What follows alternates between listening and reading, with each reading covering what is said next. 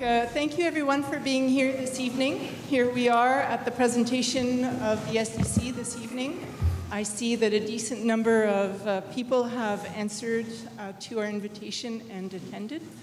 It's always a challenge to gather this group because, as you'll find out this evening, the SDC is a wide range, or it covers a wide range of people. It's not just merchants and business owners, but it's also nonprofit organizations. I'm glad to see Richard here from the IGA. He was one of the emails that I didn't have, and I sent out 110 emails on Sunday.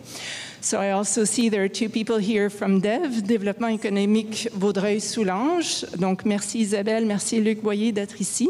I'm sure many of you have already met them several times. They work at the level of the region, and they are also responsible for a lot of the data that we have to date.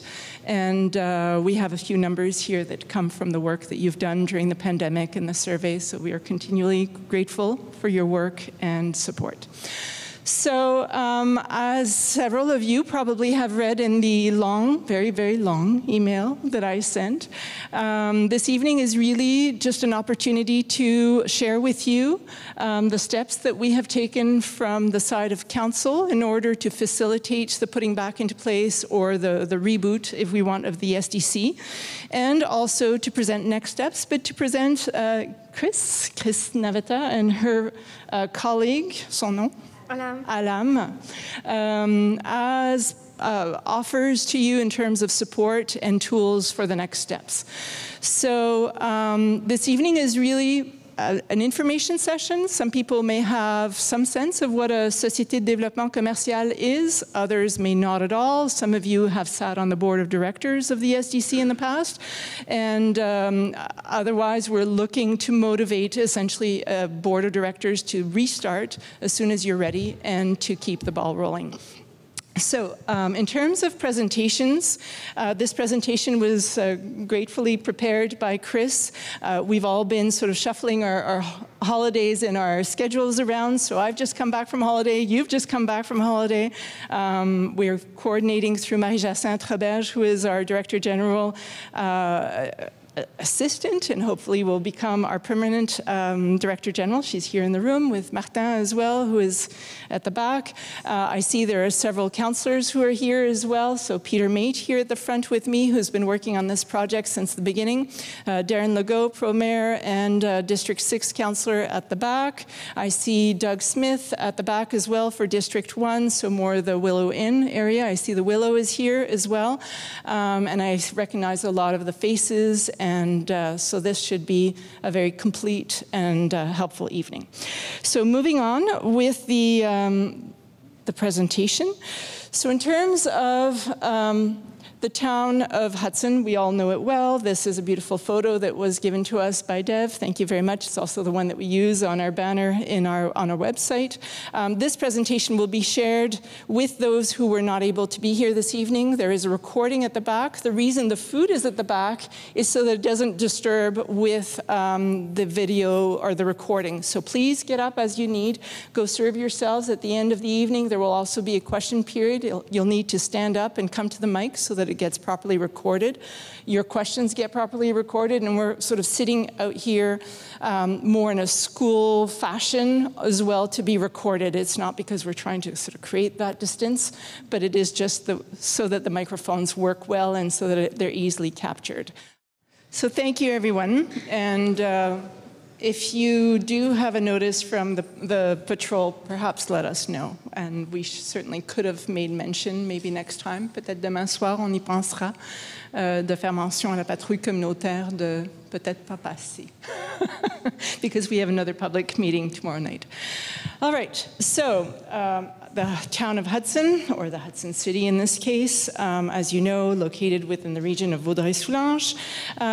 We all know it for all of its wonderful qualities, so I won't read through the text, but again, I believe that we all share and hold the same vision for a vibrant town. And what is interesting is that As the generations that have been raised and grew up here in Hudson have moved away, many families have chosen to come back and raise their families here. I'm one of them. I'm a bit older. I'm in my 50s, but I know that there's a lot of families who have come back that are a little bit younger, and the children are younger, and it is certainly a selling asset. This weekend, there was le garde-manger de la Montérégie, je pense, and it was certainly one of the items. I know Annick brought it up when she was presenting their love of their orchard and what brought them here. And as soon as people from the South Shore and other areas heard that notion about Hudson, they thought that was charming. And I think it is part of what creates that tight-knit relationship between the merchants, whether it's bar owners or restaurant owners or entrepreneurs.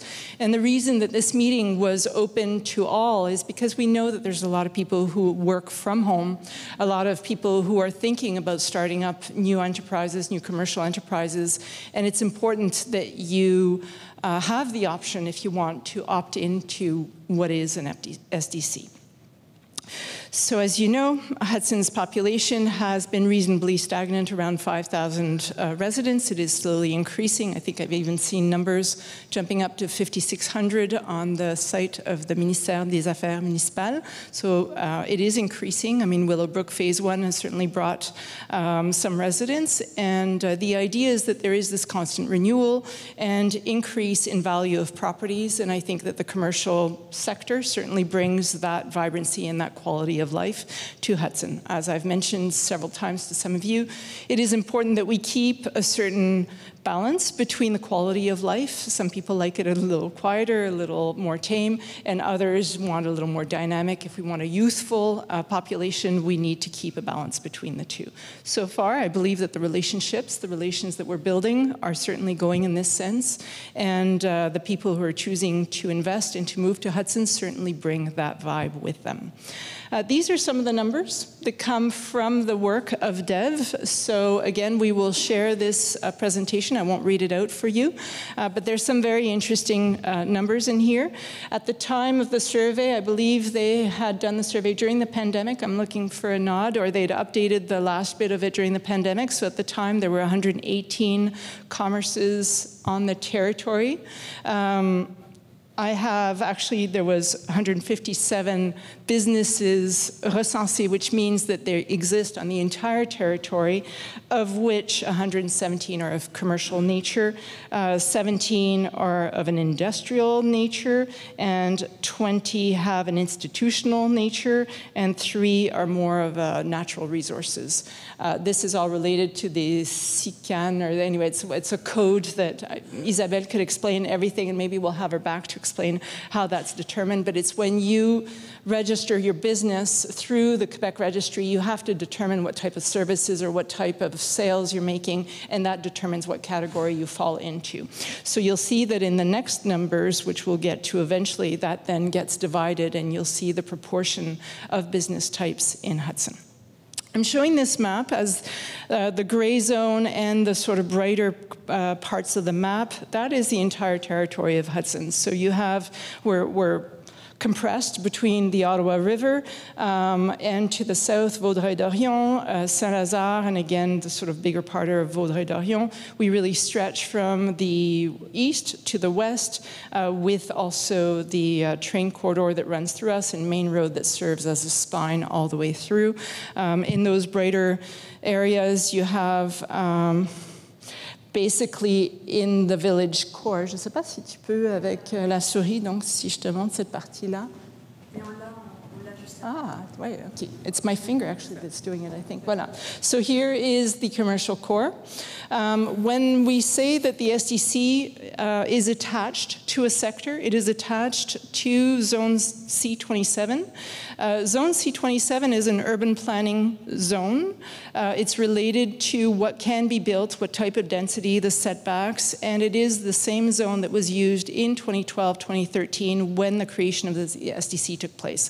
So they basically said the business sector, the SDC zone is this one, and they added to it the yacht club So they added 10 Yacht Club Road. There are 2 other addresses that they added, but they're already included in this zone. So that means that, for example, the Willow, that is more in Como, is not included in the SDC zone, but you'll find that in the definitions and the bylaw, there is a provision, same with Le Verger Hudson, there is a provision for any entity that is interested in joining the SDC to apply and to be voted on and to have the same rights, so same voting rights, and this comes with the same obligations for pay-in and all the rest. So this zone, this map, I had sent it by email if you want to look into it. There's also all of the civic numbers. I forget the numbers go essentially from here, 394 all the way to 548. So that's about the span of Main Road, anybody that falls out of that zone. There's a little bit of Cameron, so it's Cameron from Maine to Saint-Jean, and there is Yacht Club Road from Maine to the train tracks, essentially. So this is what I meant by les codes SCIAN, so S-C-I-A-N. So this is how each business that is registered, depending on what type of industry it is, it falls under these categories. So you'll see that our largest categories are professional services and also healthcare and education, which is kind of interesting when you're looking at the makeup. The other large one here is, of course, restoration, arts, culture. That's almost 30% of our makeup. So again, thank you for those numbers. It gives us a clear portrait of Hudson. So now, in terms of where we are at, before I present Chris, as I've explained, in July, Council has adopted the draft modifications to the SDC bylaw. So the SDC bylaw is the structure through which a town can collect business taxes, and it requires that the business community of C27 composes or puts together a board of directors, and the composition of this board of directors is defined in this bylaw. What we have done in the modifications that we've made come from the comments and the obstacles that previous SDCs were running into. One of them was quorum. Quorum originally was set by percentage, so you can imagine that when your number of commerces is varying, is changing all the time, it gets very difficult to determine what is the exact quorum. So we're proposing to set the quorum, I believe it's at 12, I'm going from memory, but again, I've given you the link to the bylaw. And also the board of directors is 6 + 2, which is pretty standard. And we are suggesting that it be representational. So there would be some members from the restoration and bar industry. There would be some more from the retail, and I think some more from les affaires, sort of businesses and professional services. Again, all of that is malleable. It's out there for all of you to think about, to consider. At this point, we've adopted that first draft. We will only adopt the final version of this when we are sure that we've received the comments from the community. Already we've received a comment with regards to the name that is given to external businesses out of the C27, rather than calling them, what was it, guest? Was it guest the issue? We would call them voluntary members, because that's the difference. They get to opt in, whereas anybody else in the C27 zone is mandatory. The other thing to know, and so we have the IGA, but we also have a representative of St. Thomas Church here. There are some nonprofit organizations that are here, such as Soulanges Irish Society, or in reverse, I'm a little dyslexic. And the idea is that even nonprofits are part of an SDC. And if we take the model of what other towns, such as Trois-Rivières, are the ones that we've been studying, how they determine the amount of that tax, that business tax, is the budget for the year is defined by the board of directors, and it is an action plan. It is representative of what their business community would like them to get done. And so they attach a number to that, an estimate, and that then gets broken up according to whatever structure that they put in place. One that is popular and we've seen works well is one that is proportional to size of the business, Up until now in Hudson, it's been a standard fee of $200 per business door, and the town has matched the contribution 1-to-1. So what happens is, at the time of issuing the tax bill, there is an extra line that goes under business tax, and it had been $200. The town collects that $200, puts it in a separate account of the town, and at the end of the collection period, issues an amount with a resolution to the SDC. The SDC already has in hand money that it has received in the past. It has approximately $23,000 in a bank account that they manage. There is another amount that has trickled in over the time of sort of late taxes and others that is also reserved for the SDC that was collected in this way. And from memory, it's about $16,000. So there is already a base amount that belongs to the SDC. But understand that even when the town matches that contribution, if you're looking at $20,000 or even $40,000, you match it, it might not enable an active business community to be able to do much with 40, 60, 80,000. Another thing that we found, Peter and I, when we were meeting different SDCs in Montreal or Three Rivers, is that it's really important that the structure of the SDC be more like a board of directors where, I'll give an example of either council or the one I sit on at the palliative care, you have the elected that sit on the board of directors, and they are gathering the orientations and the priorities and then hand them over to the permanent staff. So une directrice générale ou un directeur général, a permanent staff who can either be full-time or part-time, depends on the business model again, but there's a division between the elected and the hired staff. And so if you really want to get your business plan done, you really need to assign a person to it because you all run businesses, you all run nonprofit organizations. It takes a lot of energy, a lot of juice. And to think that you're going to be able to do this on lost time on a volunteer basis is probably why previous SDCs have run out of juice, run out of energy. And also, we are a very diverse group, so it's not just restaurants, not just bars, it's not just cultural entities, it's a mixture of all of this. And the board of directors really needs to be representational of all of this. So this is what Chris is here to explain. She's here as well to explain her experience with other SDCs. When she heard where we were at, so essentially our administrative stuff, our elected stuff, if we want, is ready. We really believe in an SDC. We hope to convince you that an SDC is a good thing. For us, there's a huge advantage to having one, which means that the channel of communications get funneled. It's a lot easier. We can concentrate on providing services for families and for our residents, and we're not experts in commercial development. You are. You are the experts, so you should be coming to us and saying, as a voice, here's what we need from the town, here's the support that we need. And we can, by law, support and subsidize that type of collective entity. What we can't do is subsidize individual commerces. Right? So this is a tool, it's a structure that is put in place by the government that exists, and we are proposing that we should continue with it. The one that we have in place, we've had it evaluated, it's been assessed, it is sound, it is well put together, it has been kept alive, the paperwork is good. Certainly the changes that we propose in the bylaw are there to make the running, the operating of it as streamlined as possible, removing some of the obstacles that previous SDCs had to run into.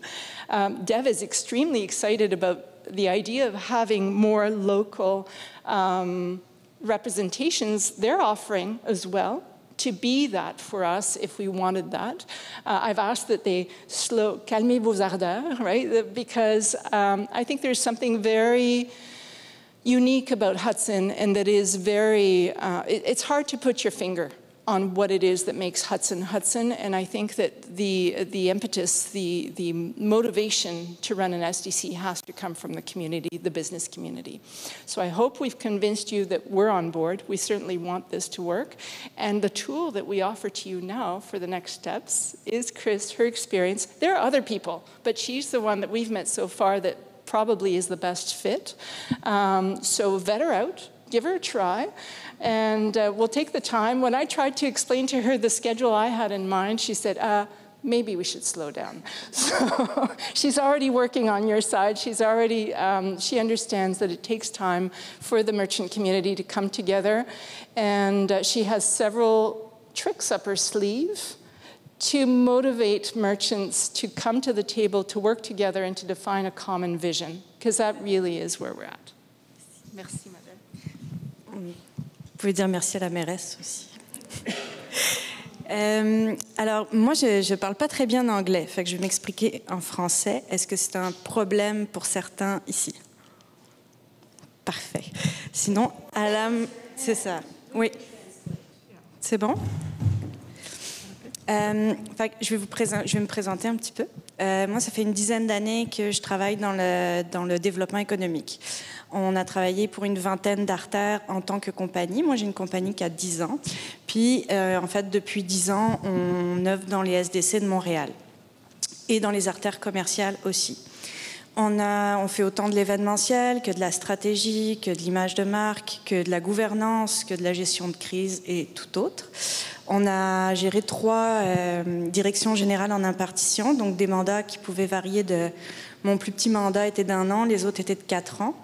On s'est occupé de Fleury-Ouest, qui est une toute petite SDC dans Annecy-Cartierville. Ensuite de ça, on s'est occupé de Laurier-Ouest, sur le plateau et Outremont.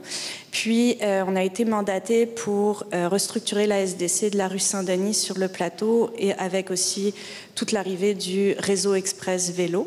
Donc, d'augmenter, un des mandats était de résoudre le problème de locaux vacants sur l'artère Saint-Denis, qui avait un taux extrêmement élevé.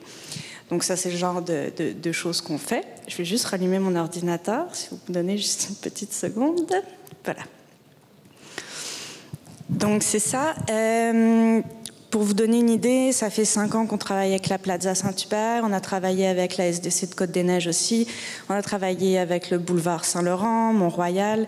Les 2 seuls qu'on n'a pas fait présentement sont Destination Centre-Ville et le Vieux-Port. Donc c'est pour vous donner une idée de la plupart des SDC avec qui on travaille ici. Comme je vous disais, on a une expérience en gouvernance. On a aussi une expérience et une expertise dans la création de SDC. Donc, par exemple, en ce moment, on travaille avec Tétroville, qui est, je ne sais pas si vous connaissez Tétroville, c'est dans Mercier, donc plus à l'est de l'île, à créer une SDC. Eux, ils ont eu un premier échec en 2017. Puis, suite à ça, ils se sont constitués en association de commerçants avec une cotisation de base. Et à force du temps, là, ils sont rendus prêts à être une société de développement commercial. Donc, voilà pour équipe. Donc, je vais vous montrer quelques services que nous, on offre, mais qui sont tous ceux qui vont toucher une SDC. Donc, vous avez forcément la création d'associations de SDC. Vous avez tout ce qui est politique et institution. C'est-à-dire, quand vous décidez de devenir une SDC, vous avez une voix, comme que Chloé le disait tantôt, qui fait quand vous avez pas un passe-droit, mais vous avez plus de facilité à parler à la municipalité. Ensuite de ça, donc, on fait aussi de la gestion de crise, comme je vous disais. On prépare aussi tout ce qui est soutien aux membres. Alors, c'est quoi le soutien aux membres ? Ça peut être plein de choses. Ça peut être aider un membre dans l'acquisition de permis. Ça peut être avoir des formations dans des domaines que vous désirez. Ça peut être venir vous aider ou vous encadrer sur quelque chose. Vous trouvez des ressources de financement pour votre commerce. Le soutien aux membres, c'est très large. Ça peut être vraiment beaucoup de choses. Ensuite de ça, vous avez tout ce qui est événementiel pour les SDC. Vous avez la communication publique, donc tout ce qui est rayonnement. La communication interne, donc de gérer la communication entre vous, entre guillemets, mais d'avoir une seule personne qui vraiment vous file sur tout ce que vous avez besoin. Stratégie, coaching, embellissement, aménagement du territoire, recherche de financement et gouvernance et administration. Fait que ça, c'est de nous tous les services qu'on offre. Vous allez comprendre pourquoi après ça a un impact. Oui, tu peux. Donc, pourquoi on est ici ce soir ? Avant de commencer sur cette slide-là, je veux savoir, est-ce que vous êtes... qui sait c'est quoi une société de développement commercial? D'accord. Qui a déjà... Est-ce que si je vous dis l'avenue Mont-Royal, est-ce que si je vous dis boulevard Saint-Laurent, par exemple, ça vous parle sur Montréal? Bon, ça, c'est des artères qui sont des sociétés de développement commercial. Est-ce que vous avez déjà visité des sociétés de développement commercial? Vraiment, vous êtes super active, madame. Donc, la beauté d'une SDC ou d'une association de commerçants qui est mobilisée, c'est quoi? C'est d'améliorer tout ce qui est son rayonnement. C'est de se mobiliser ensemble pour faire des événements d'un peu plus de grande envergure. Excusez-moi, je prends ma slide ici. Excusez-moi. Je reviens donc. Je m'excuse, j'ai pas suivi ma slide. Donc, pourquoi on est ici? Donc, on va vous expliquer comment créer et structurer une SDC qui vous ressemble, démystifier une SDC et revisiter le concept, et vous présenter les différentes étapes. Excusez-moi pour celle-là. Hop. Donc là, on y vient. Donc, pourquoi on se mobilise entre commerçants? Donc, c'est un rayonnement plus grand, des projets d'envergure, une meilleure représentation et une plus grande connaissance. Quand on parle d'un rayonnement plus grand, c'est sûr qu'on peut comprendre que c'est difficile des fois de penser que, oh mon Dieu, je mets de l'argent dans quelque chose qu'est-ce que ça va me rapporter à moi? Et c'est là où tout est la question. C'est-à-dire que si vous êtes mobilisés entre vous, vous êtes capable de vous faire un plan de match où vous êtes réunis. C'est-à-dire, qu'est-ce que le centre-ville de Hudson, c'est quoi son ADN? Qu'est-ce que vous voulez d'une association de commerçants? Est-ce que vous voulez simplement un rapport directement avec la ville? Est-ce que vous voulez faire des événements? Est-ce que vous voulez faire de la publicité pour le tourisme? C'est quoi votre but réel d'avoir cette association-là? Et qu'est-ce que cette association-là peut vous amener? Et c'est toute cette démarche-là qui va déterminer quelle va être la SDC, qui va s'en occuper et quelles sont les ressources qu'on a besoin, quel est le budget qu'on a besoin pour le faire, et ensuite de ça, donc, de combien les gens sont cotisés. Donc, c'est vraiment à vous, en tant que commerçant, de choisir ce que vous voulez, en fait, faire avec cette association-là. Ensuite de ça, vous avez un canal qui est la ville, qui, eux, vont cotiser effectivement les gens pour faciliter la collecte. Mais ce sera pas, cet argent-là vous revient presque en totalité, excepté, je pense, un petit frais, puis ça dépend des réglementations au niveau des villes, mais cet argent-là vous revient. C'est juste parce qu'à partir du moment donné où vous constituez une association et qu'une personne est désignée, imaginez que la personne fasse du porte-à-porte pour aller récupérer tout l'argent de tout le monde, ça commence à devenir compliqué. Donc c'est pour ça que la loi des cités et villes au Québec a été faite dans cette section-là. Ensuite de ça, non, on est des projets d'envergure. Pareil, vous décidez d'avoir un projet de piétonnisation. Vous décidez de faire un grand événement ou un festival. Bon, ben ça, c'est pareil. Vous avez maintenant un canal qui est la SDC, qui est financé à la fois par vous, à la fois par la ville, et qui vous permet aussi d'aller chercher des subventions. Donc, ces projets-là peuvent prendre de l'ampleur et grandir avec le temps aussi et vous permettre de faire des actions qui sont plus axées sur le rayonnement ou, comme je disais, le tourisme ou autre. Une meilleure représentation, c'est-à-dire un canal pour parler aux différents paliers. Donc ça peut être le palier municipal, le palier provincial ou le palier fédéral. Et ensuite, une plus grande connaissance. Pourquoi? Chaque commerçant est différent. Chaque commerçant a sa vision de quelle est la bonne façon de faire son commerce à eux. Vous avez les restaurateurs, vous avez des professionnels, vous avez toutes sortes de domaines. Et toutes ces personnes-là ont des connaissances. Donc l'idée, c'est vraiment d'essayer de ramener toutes ces connaissances-là pour pouvoir grandir aussi en tant que centre-ville, mais en tant que commerçant. Donc comment je peux générer plus de ventes en, entre guillemets, parler à mon voisin ou parler aux autres? Je vais peut-être apprendre des choses que je ne savais pas. Donc, c'est d'essayer de faire ce partage de connaissances-là. Donc, voilà. Démystifier une SDC et revisiter le concept. Donc, comme je vous disais, elle est à l'image de la mobilisation du territoire. C'est-à-dire qu'il n'y a pas de modèle, il y a un modèle administratif de SDC, mais il n'y a pas un modèle fixe. C'est-à-dire qu'une petite SDC qui a 80 membres ne fera pas la même chose qu'une grosse SDC qui en a 2500. Donc, c'est quoi l'ADN réellement de votre artère? Ça, c'est un des points extrêmement importants et il faut que ce soit à votre image. Donc c'est à vous de réfléchir là-dessus. Il n'y a personne qui va pouvoir vous dire « bon, bah, votre SDC dans le centre-ville, elle va être comme ça ». Il faut que ça vienne de vous. Parce que si ça ne vient pas de vous, ce sera un échec. C'est quelque chose qui est extrêmement important. Il faut que vous soyez motivé. Ensuite de ça, c'est à vous de déterminer, entre guillemets, le territoire que vous avez présentement, son plan d'action. C'est-à-dire, si vous avez une association, qu'est-ce qu'elle ferait? On aimerait mettre quel projet en place, dans quel échéancier et comment on le fonctionne. Puis ça, c'est quelque chose que, pareil, vous décidez. Ensuite de ça, les cotisations. Excusez-moi. Les cotisations, c'est la même affaire. C'est-à-dire, c'est quoi votre projet? Votre projet coûte combien? Donc, si ce projet-là coûte tant, combien on doit investir et combien la ville doit investir pour qu'on puisse aller vers ce projet-là?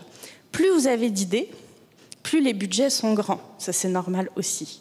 Donc, c'est là où vous allez déterminer quel est votre plan d'action. Et de ce plan d'action-là va découler donc un budget qui vous permettra de voir votre cotisation.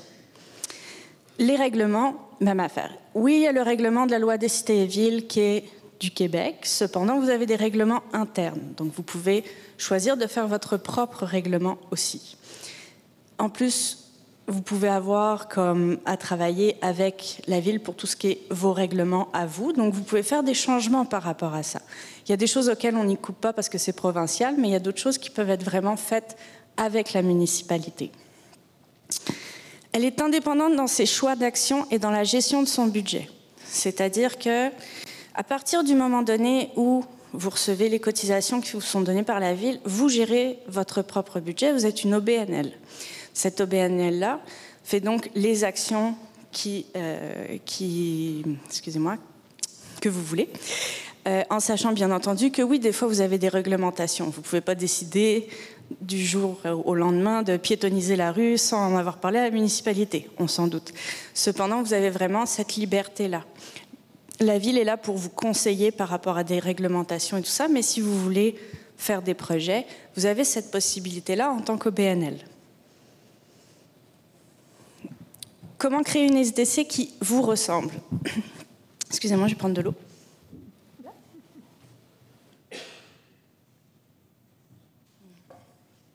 Donc, comme j'expliquais tout à l'heure, c'est de lister les besoins, les aspirations et les objectifs communs aux membres. Donc, ça c'est pareil, on vient chercher dans vos petites têtes tout plein de choses, puis on essaye de déterminer c'est quoi la majorité, qu'est-ce que la majorité veut. On élabore donc un plan d'action avec une ventilation budgétaire, parce que chaque action nécessite forcément en général de l'argent. Il y a des actions qui n'en nécessitent pas, mais il y en a d'autres que oui. En fonction du budget, donc comme je disais, on calcule la cotisation à la hauteur de vos objectifs. Et ensuite de ça, pour réaliser ces actions, il faut que vous recrutiez en fait quelqu'un, donc ça peut être une personne, une équipe, qui va comme réaliser ces projets-là. Là où nous, en fait, on vous aiderait, et donc là, le partenariat qui pourrait être fait, c'est que nous, on vous aide dans toutes ces étapes-là. C'est-à-dire qu'on va avoir, hop, ici, on commence par des ateliers de consultation. Donc, on va vous poser plein de questions sur comment vous voyez cette association-là. Qu'est-ce que vous aimeriez? Est-ce que vous voulez de l'affichage sur les autobus? Est-ce que vous voulez un événement? Est-ce que vous voulez avoir un blog, journal? Toutes les possibilités sont là. Fait que c'est de venir récolter auprès de vous vraiment tout ce qui est important pour vous, que cette association-là fasse pour vous. Ensuite de ça, c'est d'aller avec la majorité et donc de constituer un comité de gens d'affaires qui serait mobilisé et qui viendrait aussi trancher un petit peu dans ce qu'on s'est dit. Donc, je ne sais pas si vous avez une assemblée, si vous vous voyez entre vous, tout ça, mais l'idée, ce serait de dire, bon, ben parfait, on vote pour un comité, comme un conseil d'administration, puis ce conseil d'administration va s'impliquer un petit peu plus que les autres commerçants et va travailler ce plan d'action qui vous sera présenté par après. Donc, on crée le plan d'action, comme on disait. Une fois qu'on valide le plan d'action auprès de vous, c'est-à-dire, on vote, par exemple, on décide qu'on fait le festival, je dis vraiment n'importe quoi, là, mais le festival du riz. Bon, et ben dans le festival du riz, qui est pour, qui est contre, parfait, ben écoutez, on y va pour le festival du riz, d'accord? En gros, c'est ça, c'est d'essayer de trouver quelque chose qui vous ressemble, avec lequel vous allez être confortable et que vous allez être content. Il faut comprendre que vous donniez 100 $, comme vous donniez 1000 $, la question est la même. Vous sortez de l'argent de votre poche pour quelque chose, vous vous attendez à un service. Ce service-là, il peut être fait pour vous, mais il faut que vous impliquiez pour que vous puissiez sentir vraiment le bienfait en fait, d'avoir investi dans quelque chose. Bon, et ensuite de ça, on vous aide avec la compilation des données, les analyses, puis on valide le tout avec vous.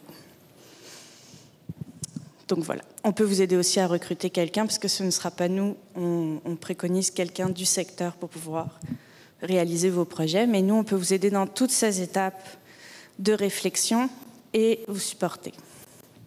Est-ce qu'il y a des questions? Est-ce qu'on peut faire une synthèse peut-être en anglais, une toute petite? Est-ce que ça... Oui, certainement. Une petite, là. Parce que je pense qu'ils sont trop polis. C'est pas tout le monde qui... Est-ce que vous voulez une synthèse en anglais? This is your chance if you'd like to hear it in English. No? Did everybody understand? Was it helpful? You saw it behind, it was in English, it was fine? All right. Then should we move to the question period? C'est ça? C'est la prochaine étape? Mais je pense que c'est important que ce soit le moment. Puis... So please come to the microphone so that Chantal can record your voices and hear us. I know it's a lot to digest all at once. I wanted you to get a good dose of Chris and get a feel for her. It sounds very organizational, very business-oriented. I've seen her SDCs in action. I know that there's still a leap to be made here. Do not be afraid. Please come to the mic and say, this is what concerns me, or ask the hard questions. You know, what might that look like the first year, or what might the fees look like? We certainly played around with the numbers for a while. And where it became interesting for us is we were headed in one direction, and Chris said, slow down. You need to bring them to the table. You need the merchants to come now and to define what it is exactly that they would like this to look like before you get too ambitious in the next steps. So this is an opportunity for you. If it's too much in one night, come to the mic and say, as a next step, this is what would be helpful, or this is what we need to digest. Ideally, the reason I'm trying to bring everybody at the table this fall is because we are in budget preparation for 2024. The next step, in order for the SDC to become active, if everything was great and everybody here this evening wanted to jump forward, it would be for the SDC to call a special annual meeting. And at that meeting, the board of directors would be confirmed. You'll see in the revised SDC bylaw that we're asking for a transition now between board of directors, where typically directors are on for 2 years at a time. So we're asking where there's a transition where half are for 1 year and half are for 2 years, so that there's a transfer of knowledge that happens and not a break of knowledge. So that would be that, and at that meeting, so they would adopt the revised SDC bylaws we've just updated and adopt a provisionary budget. So all of what we're talking about here, all this exercise, doesn't absolutely need to happen this time around. It could take a full year to come to, but at least you would have a working amount to work with. We would take on the costs of the consultant, the expert, who is this person, to help the SDC determine over the next months or year where you'd like this to go. So that's sort of where we're at in our brainstorming. If it's too soon to do it this fall, if everybody is a little bit frightened by it all, that's fine. Again, there is money in the bank if you guys want to just keep rolling with what you have. It's just from our experience, the issue, the block has not just been the SDC bylaws, it has been the fact that the amount that you're working with is too low and is keeping you from hiring someone of experience and competency in order to put into play these bigger plans, this bigger vision. So this is, we need you to sort of start thinking larger. Essentially, that's where it's at. We're happy to bring more SDC people to the table for you to meet. That was sort of what we had done last year at the SDC Revival in October. We know the Directrice Générale, DG of Boulevard Saint-Laurent, Tasha Maurizio, who loves hanging out here. She's very fond of the Willow. She has some good friends who are working there, I think the chef and others. You also have lots of experience in the SDCs. We have also Gina, who is the Director General of the regroupment of all SDCs in Quebec.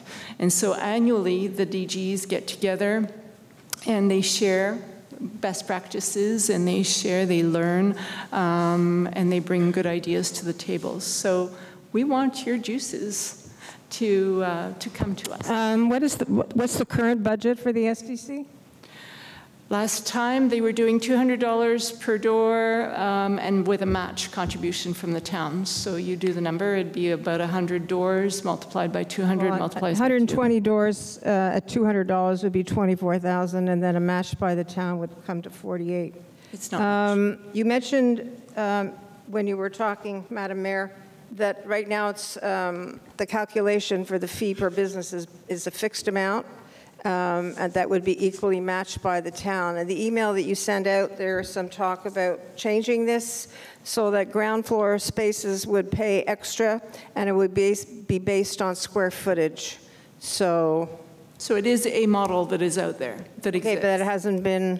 No. Okay. It is really up for the SDC to make that choice, because as Chris was explaining, the next step is really for the merchants to determine what you want to do. What are your projects? There will be a budget that comes out of that common goal, and how you distribute the weight of that budget comes to the SDC. What we've noticed from our experience of meeting other SDCs is that one of the ways they distribute this cost is on square footage with a premium for ground floors. Okay, so let's say the total budget for the year would be $64,000.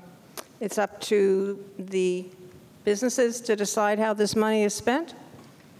Through the board of directors. It's the board of directors, sort of like the council, that says we are adopting this budget and we are charging our permanent person to put in place the projects. So yes. The permanent person, so the combined amounts from the fees from the merchants and a matching amount by the town, the first thing that it would go to would be someone to oversee, a paid person? Is that my understanding? It's exactly like the town's budget. It goes into the coffers of the SDC, and the SDC has an annual budget that it has to respond to its board of directors. It can go and get other subsidies from other governments or from... No, but I mean, is the SDC required to hire somebody and pay them? Yes, it is. Yes. Is it a full-time position, a part-time position? That is really to the discretion of the SDC. Okay, so before any money would be spent out on a project, it would first go to paying the salary of someone.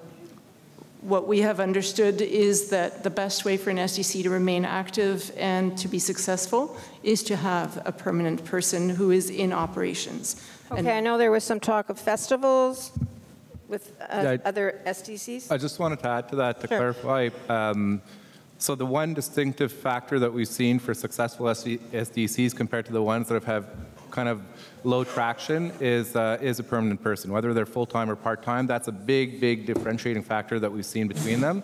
All the Wellington, Saint-Laurent, Saint-Denis, all the Trois-Rivières, all these places, they all have permanent people. And so we don't necessarily need someone full-time, but I think the key to success has always been the constant, has always been to have someone there that's constant. So if we decide that we need somebody and their salary for discussion purposes is $50,000, and we want to put signs on buses, and we want to do a festival of rice, and we want to do this, and we estimate that to do all the stuff that we want to do as merchants, that's another $50,000. Well, we need to come up with $100,000. So when we come up with that number, Then what we do is we say, okay, if the town's matching 1-for-1, we need to come up as merchants with $50,000 out of our own pockets. And then it's up to us to decide how do we split that. So we need to sit down at the beginning and say, what's a fair way of splitting that amount, whatever that amount is. This year it might be 50 out of our pocket, next year it might be 40, the year after it might be 70. Like, the amount could vary based on what the group wants to do as activities and what we need as a budget. But then it's for us to decide what's fair, and the fairest, the things that we've seen that have had the most traction and success and satisfaction amongst their members has been per square footage, with maybe a cap on maximum square footage and a differentiation between main floor and second floor. There was a lot of talk about festivals. The town already has several. We have Porch Fest, we have Hudson Day, the music festival, St. Patrick's Day, Santa Claus Parade. We have the two different car shows.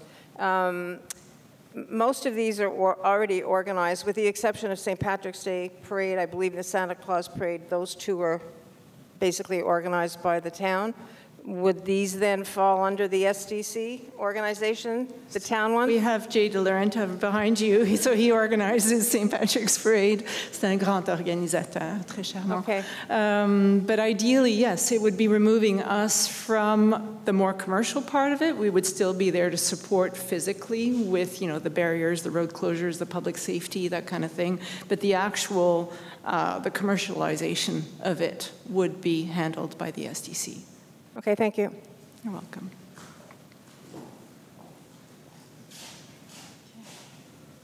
Merci de votre présentation, elle est très bonne, très neutre à part de ça, je vous remercie de ça, et que de l'honnêteté que vous avez donnée au conseil, comme quoi qu'il faut attendre, il faut comprendre les besoins des gens. J'aimerais savoir, les secteurs que vous avez représentés, est-ce qu'eux, ils ont quelque chose comme nous, on a un DEV, développement économique, est-ce qu'ils ont ça? Oui. Comme un CCIVS ou un développement économique régional? Nous, on a les PME Montréal, qui pourraient être genre comme aussi quelque chose qui est en lien. C'est-à-dire, il y a du financement, des formations, de l'aide, des choses comme ça. Ça pourrait être ça. Mais la SDC reste un environnement local. C'est-à-dire que, comme je disais, à moins d'être un 2500 commerces, que là, on parle d'un quartier complet, l'idée d'une SDC, c'est vraiment d'agir localement pour rayonner un petit peu plus grand. Non, je comprends la SDC. Je faisais part du comité qui a formé la SDC à Hudson. C'est juste pour savoir où vous avez représenté une SDC, s'ils avaient un autre choix, comme DEV. Nous, on a c'est un groupe qui est formé, ce sont des professionnels. En effet, on en a 2 membres qui sont ici. Oui. Et probablement, c'est eux qui vont faire la majorité du travail. Et quand on a formé la SDC, c'est eux qui ont fait la majorité du travail en quart. On paye pour ça dans nos taxes. Alors, c'est gratuit. On n'a pas besoin de payer une taxe en surplus. On est tous membres. Alors, ça, c'était une des choses. Alors, je vous remercie de ça. Mais l'échelle est différente. On en a parlé déjà. L'échelle de travail au niveau régional ou d'une CCIVS ou d'un DEV, ce n'est pas nécessairement la même granularité que la localité. Puis ça, je pense que c'est important de ne pas mélanger les deux. C'est exactement la même chose, sauf que c'est déjà payé. Je m'excuse, mais on n'est pas d'accord là-dessus. On a une experte ici, on pourrait lui demander. I would like to know, Peter, Liz Corker is here, and when she was mayor, she had a study done, which is the Archer Report. And I'd like to know if you read that. Nope. It's probably the most comprehensive analysis that was done on the business needs for Hudson. And what it says, and I wish you would read it. What did it cost us, $45,000? I think it was something like $45,000. What they did say is that Hudson is too small to go it alone, to hire somebody to run the businesses. It would need to partner up with another community, like Rigo say, where Hudson would pay for that 2 days a week, and Rigo would pay for it 3 days a week. Now, we have a communication person that we hired a few years ago that works for the town. So we already pay for that service. Now, when the SDC was formed, and I was on the steering committee to form it, one of the things that we had looked at was if it was not self-sufficient within a certain period of time, we would not continue it. We would stop it. It was never self-sufficient. It was never able to make the cut. So to say that it's going to be a difference now, it won't be a difference. All that's going to happen is we're going to be taxing people. I looked at the changes you want to do to the bylaw. So it's going to be a 5% tax based on the rental fees of what a business pays. So if the average rental of somebody is $3,000 a month, they would be paying a business tax of about $1,800. Did I read this right? That is variable. That can be changed and adapted to the needs or to the budget. It is there as a suggestion, but it does not need to stick as such. But that's part of the Quebec law, is that in order to be a member of an SDC, you have to be in good standing with taxes, and you have to have paid your business tax. So which means that you can't tax for an SDC now because you would have to first tax a business tax to all the businesses. So if an average rental is $3,000 a month, their tax bill from the town of Hudson, the business tax, will be $1,800 a year. Over and above that, they will pay an SDC fee. A year Louise, after before we go into the details of how much it would be per month, first there's an exercise of determining what services this SDC would want to use, and then the amount will be determined. So let's not try and put la charrue avant les bœufs, s'il vous plaît. Sorry, Chloe, no. As Chris was explaining, there are certain things, c'est dans le béton. Ce que la province demande, exige, n'est pas un choix de la ville, c'est la province qui l'exige, puis il faut faire ces choses-là pour commencer. Which part?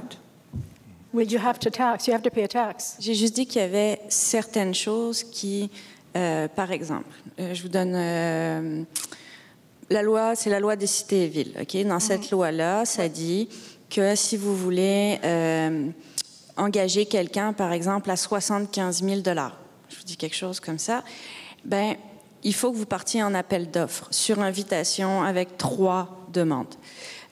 Si vous êtes au-dessus de 100 000, il faut que ce soit un appel d'offres public. Si c'est en dessous de 25 000, vous pouvez faire affaire avec qui vous voulez, d'accord? La seule chose qui diffère, donc ça, vous êtes soumis à ce genre de réglementation-là. Par contre, vous n'êtes pas soumis à prendre le plus bas soumissionnaire. Vous pouvez choisir la personne que vous voulez, que vous trouvez qui répond le mieux à vos attentes.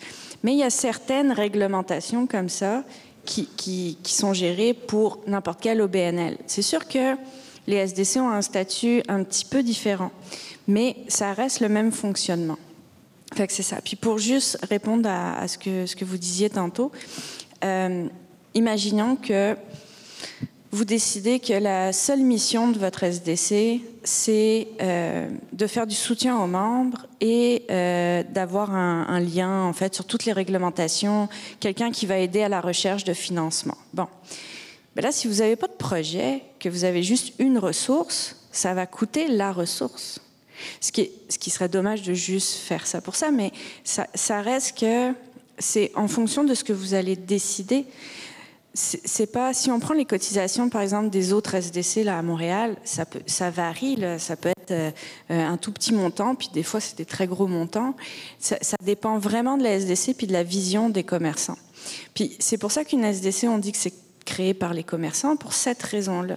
C'est à vous de décider de quel, entre guillemets, montant. Donc, du pied carré, le pied carré, il va coûter combien? Puis, c'est là où c'est la majorité des commerçants qui se seront comme investis dans le projet qui vont le décider. Oui, je comprends ce que vous dites, sauf que dans la loi des cités-villes, existe aussi un paramètre qui dit, pour devenir membre d'un SDC, on doit avoir payé notre taxe d'affaires. Alors ça, c'est provincial. Oui. Ce qui est arrivé, c'est qu'à cause de la SDC et que les gens qui avaient été forcés d'être membres de la SDC à Hudson refusaient de payer le 200 $ par année. Donc, ce que la Ville a fait, ils ont décidé de charger à la place le propriétaire de la bâtisse où était le commerçant. Alors, le commerçant était locataire. Alors, lui ne payait pas à ce moment-là cette taxe-là. C'était des taxes qui ont été chargées en plus aux propriétaires de la bâtisse. Encore parce que les gens qui étaient membres de la SDC, qui ne voulaient pas l'être, refusaient de payer pour les frais. Mais c'est là où la... Excuse-moi. if I could just, first of all, we can go back and talk about all the reasons why things didn't work out in the past, but today's Hudson is a very different Hudson than what it used to be commercially. And that $200, when you pay your tax bill as a commercial entity, in the rulings that we talk about, the first dollar that you pay goes to the SDC. So that if it was $200 back then, the first $200 you would have paid would have gone to the SDC, and then the rest would have gone to your business tax, or to your to the tax for the building. And if you were short $200 at the end, you underpaid your municipal tax by $200, but the SDC gets paid first. But also, there's been a clarification brought into the law just a minute that corrects that the tax is on businesses and not on commercial owners. So that correction has been made. So that shouldn't be happening in the way that you're describing it anymore. What I'm saying, Peter and Chloe, is that many people here probably don't know that once an SDC is established, they're also going to have to be paying a business tax. They may not be aware of this, and I think we have to be transparent about this and not say, well, let's start the SDC, and oh, joy, you're going to find out about this afterwards. Let's be honest about this. Now, I'm really glad you brought in Chris, because she seems to be a very neutral person, but I'd also like to know why you didn't bring the people who started the SDC in the chute, one that we modeled Hudson after, who gave up the SDC for the same reason that Hudson stopped doing it, because people did not want to be members of it. Instead, they started a Chamber of Commerce. So why do we not have a balanced night tonight of having both sides? No, well, to answer that question is, I don't usually like to model something against someone who's failed at something. I'd like to model it against someone who's had success. So that's why we look at Trois-Rivières, that's why we look at Saint-Denis, that's why we look at Wellington, which was named the hottest street on the planet. I mean, everybody's going to Wellington, and just a few years ago, Wellington was nowhere on the map. So that's who I want to talk to, not La Chute. But La Chute actually started a Chamber of Commerce for the benefit of their members by realizing that a Chamber of Commerce, and I'm really glad we have a former employee of the Chamber of Commerce here, because the Chamber of Commerce gives more power to the businesses. And we do have a Chamber of Commerce, and there are I think there are two members of the Chamber of Commerce, and I think that's Chloe and one other business in town. Palliative care? Maybe it's Louise. No, Louise was a member. I know no longer am since I retired. So obviously the value is not seen. It's different service. But it's a choice. Again, the difference is the Chamber of Commerce is a choice. You have the choice of either being a member or not being a member. In SDC, you don't have a choice. Another thing I'd like to... But Louise, we're going to go back to that amount. If the SDC chooses that the amount is going to be $5 per door, then it can do so, right? We're not there to I'm not talking about the SDC fee. I'm talking about the business tax that businesses have to pay. Two different things. No, this is no. Look at the Cities and Towns Act. There's not two different fees. There's one, and it's determined by the members. But look at the Cities and Towns Act. It says you have to be. We have gone through this, Louise. We have done our homework. We have the experts at the table. I promise you. I'll send it to you. Well, we have a lawyer on this. Okay, so we have that. What the financial audit, it says that there's going to be no need for a financial audit unless the municipality gives $100,000 to the SDC. Why is that? It just seemed like an extra step or requirement that for a lesser amount. We don't ask it from nonprofit organizations necessarily, and it was one way to provide greater ease. So that's really what it was. Okay, and I guess the mandate for Chris, because she's in communications, would be to do communications, and that was, interestingly enough, the mandate of the previous SDC was to create more communication. But what happened was, out of a budget of $40,000 a year, $35,000 of that went to pay somebody who was supposed to do communication. And I was in a position to see that because I owned a newspaper. And during 2 years, so $35,000 a year, $70,000 out of the $80,000, I got one press release out of that in 2 years. C'est là, en fait, c'est tout le processus qu'on vous propose, c'est ça. C'est vraiment de dire, OK, parce que le but de faire un plan d'action avant, puis de le ventiler, c'est aussi pour que on puisse... Je vous donne un exemple. À un moment donné, donc on rentre dans Fleury-Ouest. Okay? Ça vient juste de passer en SDC. Les attentes des commerçants sont totalement différentes.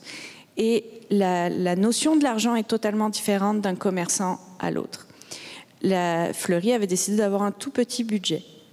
Et j'ai une commerçante qui arrive et qui me dit « Comment ça, on n'est pas affiché sur les autobus ?»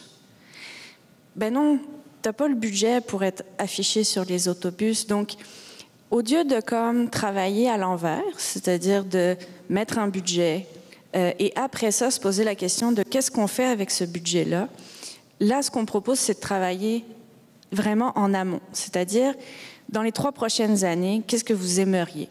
Vous aimeriez avoir plus de publicité dans les journaux locaux? Parfait. Ben, à ce moment-là, ça vaut tant.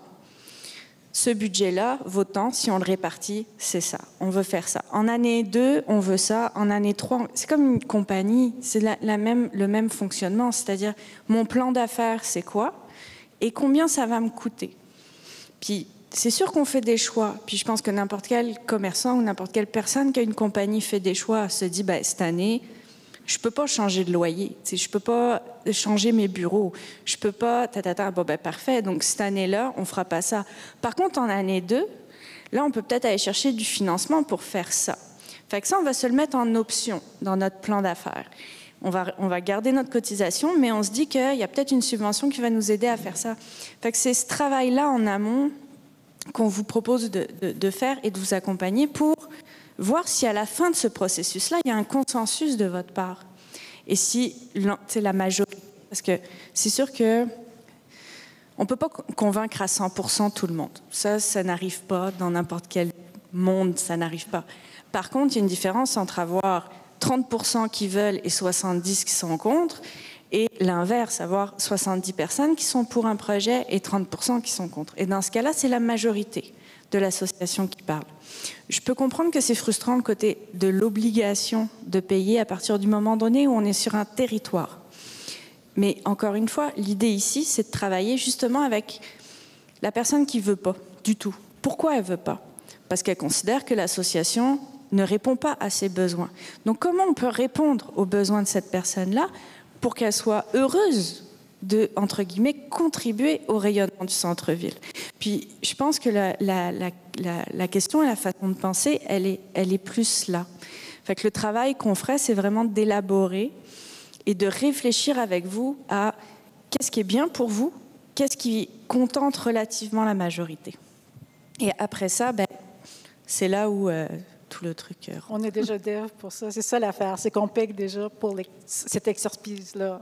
Ils sont déjà là, ils sont ici, ils nous appuient. C'est eux qui nous ont appuyés la dernière fois, c'est eux qui vont continuer à nous appuyer. Alors ça, c'est une des choses. Pendant des années, il n'y a pas eu un SDC ici, puis il n'y avait pas les commerçants. C'était pas eux qui ont fait l'appel pour avoir la SDC. Il y avait 2 commerçants qui voulaient la revoir. Il y avait la mairesse qui voulait la revoir, mais la majorité des gens ne voulaient pas la revoir. Mais c'est pour ça, je pense que l'exercice est à faire. Est-ce que ça vaut le coup? Est-ce que dans la majorité de la salle aujourd'hui, il y a un intérêt pour savoir c'est quoi, comment ça fonctionne, comment on le fait? Si oui, puis si la finalité de tout ce travail-là fait en sorte que vous êtes une majorité à vouloir aller de l'avant, ben cool, allons-y. Puis si au final, la recommandation va peut-être être, ben écoute, ça ne marche pas, peut-être qu'une association de commerçants volontaires serait peut-être plus intéressante parce qu'effectivement, en marchant le territoire et en faisant une analyse auprès de tout le monde, c'est pas prêt encore. Fait que c'est peut-être ça aussi. Ce que je vous souhaite, parce que vous êtes déjà constitué un SDC, fait que vous avez déjà fait un travail là-dessus, puis je pense que vous savez quand même un petit peu c'est quoi. Mais je pense pas inutile de se poser la question. En fait, c'est un peu ça. Ouais, mais je pense que les gens devraient savoir qu'il va y avoir une taxe d'affaires. C'est sûr. Qu'il va falloir qu'ils payent, pas seulement pour le SDC, mais il va falloir qu'ils payent une taxe d'affaires. Mais si c'est pas eux qui pas vrai, Louise. Louise, c'est pas vrai. Yes, no, Chloe, Cities and Towns Act, please read it. It's in there. Thank you. Louise. Cam Gentile, Hudson Creative Hub. I'm outside of the area. So question for you, I can participate, that's not a problem, I have to pay a fee. do have the right to apply to be on the board? Once you are on the list that has been voted in by the board of directors, you have the same rights as a regular member. So we can become C'est on bien the ça, board. hein? And Oui. the other, Vas-y, she's going to clarify in case I've made an error. Vas-y. La question, c'est, lui est à l'extérieur de la zone commerciale, donc comme membre invité, une fois qu'il est adopté dans la liste, est-ce qu'il a les mêmes droits de vote qu'un membre régulier? Alors, oui ou non. Ça dépend vraiment du règlement que la SDC, c'est-à-dire les commerçants, vont décider de faire. Le règlement de régie interne. C'est ça. Si je prends, moi je travaillais sur différentes SDC, il y en avait qui avaient, par exemple, tous les mêmes droits qu'un membre, même le droit de vote à l'Assemblée générale et tout ça, ou des fois c'était, ils n'ont pas le droit de vote. C'est vraiment quelque chose que les commerçants choisissent, de dire, si on a un membre extérieur, comment on le gère? Oui, mais on est commerçant aussi. Oui. Seulement extérieur. Il n'y a pas une différence. So was that clear? So Yeah, essentially, it's the SDC that decides, but yes, there is. I also have a comment just listening, and I'm new to this. I think it's maybe you got to look at the need. You have SDC, and it sounds as if, we don't really know whether we should have SDC. So maybe that's a need analysis before we go into this. And the other thing, as a businessman, if you're going to collect $50,000 and you're going to hire someone permanently, you're wasting your time. So you got to figure out another way of doing that. Mm-hmm. And I think you're sort of limited as to how much you're going to charge. You're charging good taxes already. So I'm not saying that there isn't a need. Hudson is very good at responding to need by doing it ourselves. Hudson Music Festival, Hudson Film Festival. You want me to the auto shows. We were doing it because there's an opportunity of doing it. So look at the need. What's SDC going to bring to the party? That we need to answer that. So one of the things that I've noticed is that the HHA, the Hudson Hospitality Association, is very well organized. It is voluntary. It is. I don't think you guys pay into it necessarily. It's a nonprofit organization. But they're really about their focus, their priorities, and then there's other merchants that have complementary or other. So it would be helpful to have a larger entity that actually takes the care of the nonprofits, of other as well, and to have more the merchant and cultural entity be that draw to the town. So there is an advantage. The cost of it is what that entity chooses to make as a project. And the sources of revenue can be the members, can be the town, can be Dev, it can be Desjardins, it can be many, many places, and that would be for that staff to spend the time and to develop that network to go and get that. But we're not Three Rivers, we're not on the same size. We're not talking about the same money. So I think, revisit a little bit in terms of what exactly do you want to do. I'm not saying that there isn't a need. I'm not sure. Sure. Okay. Yeah, and I think by looking at some of those other places, like Three Rivers, they have a team of people. So it's not far-fetched to think that in Hudson, maybe we have someone that's full-time, that's permanent with us, that works 10 hours a week. Maybe it's 20 hours a week. Maybe it's who knows what it is. But that'll be for the merchants to decide what is the need. And like we said, if we have a list of 5 million things we want to do, well, maybe it's going to be more hours. If we're conservative on what we want to achieve, it could be less hours. But I can tell you something. Since being on council, the amount of businesses that have raised their hand and said, I need help in this area or in this area, and that are struggling with regards to many different things in business, there's a lot. And everybody has different struggles. And some are stronger than others, and great, that's fantastic. But it's some of the people that are wearing, in a small business, 5 million different hats, and I know I've grown a business, it's not easy. And it's not easy to wear all those hats and to get everything right.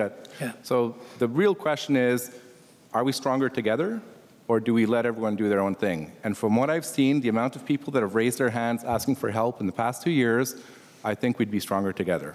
Okay. Thank you. So you already have an answer that there is a need.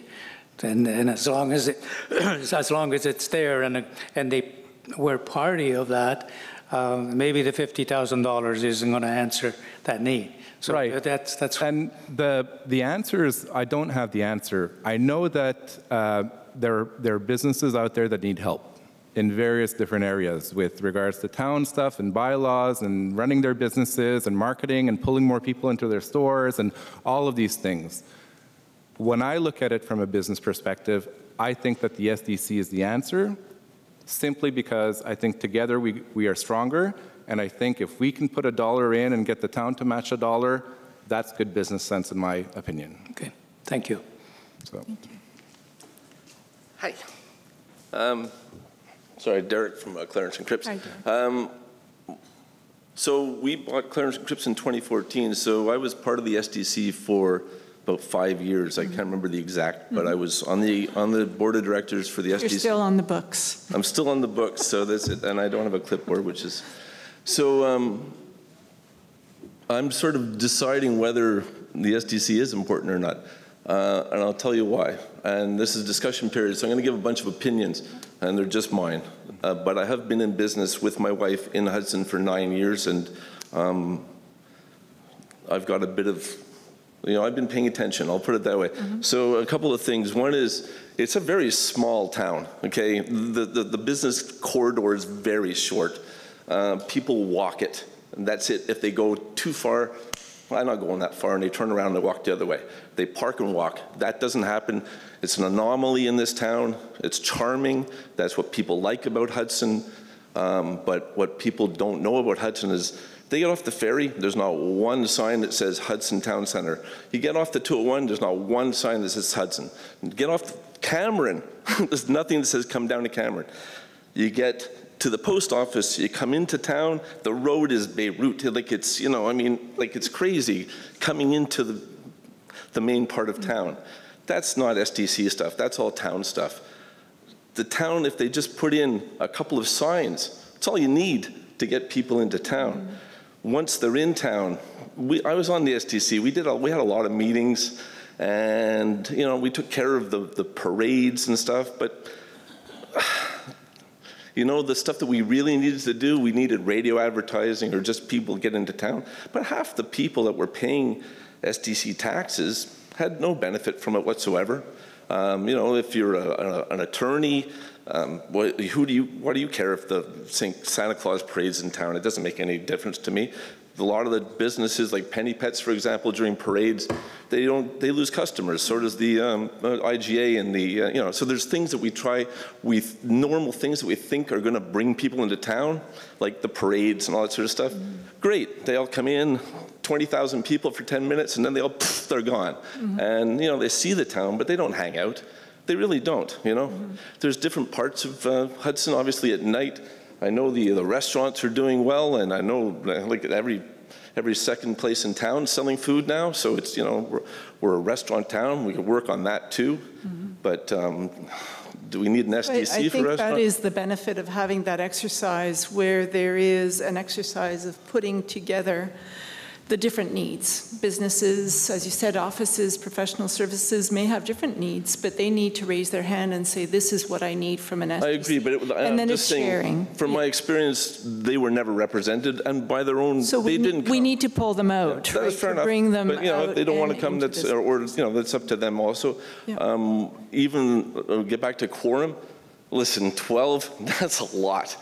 If we were lucky, if we got able to get this tonight, I agree. And when we did the first one 9 years ago, it was the same thing. We had everybody here. Next week, you'll have 7. It's just, it is what it is. People will come out for a little while, and then they'll see how it goes, and then they'll leave.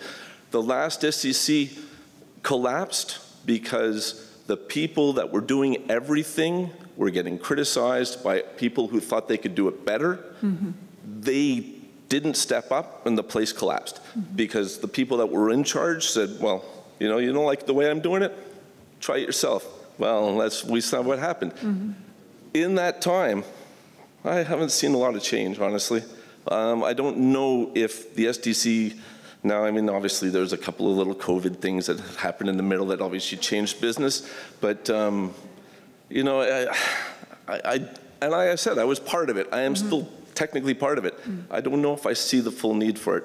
That being said, by the way, I'm saying that we're moving out of Hudson in 4 months, so we're just going to be on the edge of Hudson. We're not even going to be represented by the SDC anymore.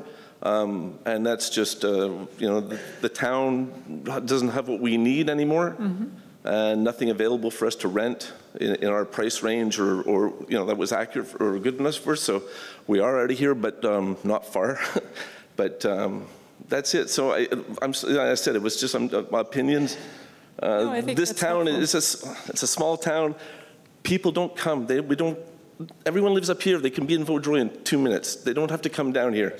Yeah. You know what I mean? They don't come down here because there's a couple independents and an IGA. I could be a Walmart. I could be Canadian Tire. It's just as fast, just as quick. Get them into town. Get the people from up top to come down into town. That's all. Yeah, go ahead. I just want to touch on 2 points. I mean, one of the points that you brought up that's very, very relevant is, you know, we have a council right now that's really open to helping the merchants and helping the businesses, but we get into a room and we don't even know where to start, because if we go with one person that wants sign and the other person that wants this and the other person, you know, we can't do everything. Signs are pretty basic. A sign is everybody wants a sign that says come into town. They get off the ferry, they go straight up Bellevue. Valid point, but some people might say, no, this is more important, whatever this is. And so the point that I'm trying to make... They're not mutually exclusive. I mean, the signs are pretty cheap, you know what I mean? And it's been 9 years of just from me. The point that I'm trying to make is if the merchants all got together and agreed that signs were a high priority, that is a clear message to send to council and to the mayor. It's a much clearer message than getting 20 different emails about 20 different things and having us figure out which one's the most important. I think it's the merchant's responsibility or opportunity to say, this is what we think is the most important. And the second thing is, when we talk about an SDC for office businesses, an office business benefits from an SDC, and here's how. There's a labor shortage. It's very difficult to hire good people. When you hire people and have them work in a thriving town, it's a lot easier to attract them rather than crossing the bridge. I know it firsthand. It's a lot easier for me to attract people to come work in Hudson than if I was in St. Clet or a different place where it wasn't as attractive. Or if I was just over the bridge, half my employees would not be working for me anymore. So the ecosystem that we have in Hudson is very attractive. The amount of times that my employees leave the office, go for a walk, go buy a coffee nearby, eat lunch, or go to the pharmacy, to the IGA, and live their day in Hudson, that's really what is a big part of their lifestyle in working in an office. So the offices do benefit from being able to attract those employees as well. All right. And I'll be paying the SDC fee, and I have an office business in Hudson, and I'm happy to do it, as long as it's run well. As long as it does something for you, though, right? Yep. You don't want to just pay the money for nothing. 100%. So that is really the issue. Thank you. Hi, I'm Brianna Doyle. I'm with Cardinal Brewing. I've got a couple of questions around the financial contribution for the town and also the expectations of the relationship between the town and a proposed SDC. So the first question that I have is, you mentioned that the town will match 1-to-1 the funds that the merchants contribute. Is there an upper cap to what the town will contribute? So what we're learning is that it's unusual for a town to match 1-to-1, and that we've been generous, but since the fee was low, it didn't really matter. Ideally, the contribution from the town would go towards long-term physical investments, beautification of something, rather than just activities and operations. But there can be a gradual. I think the message we'd like to pass is the town has been contributing through improving the sidewalks, the streets and everything in the front, but that eventually we should be focusing towards either park improvement, amenities for families, and so on. So we would like to reduce our contribution and have either the merchants look for other sources of revenue so that we can divert, if you want, and put our money elsewhere. But that doesn't mean it has to happen overnight, but it is something we want you to be aware that the 1-to-1 is there because it was set that way, but it's not a permanent fixture, and that needs to start to modulate. That actually leads really well into the other questions I had in regards to the relationship between the town and the SDC. I mean, you all know at Cardinal, we're definitely 100% behind the idea that, like, we, as all the merchants in town, we're stronger together, and the biggest challenge we have is to bring people to Hudson and not Vaudreuil and not somewhere else.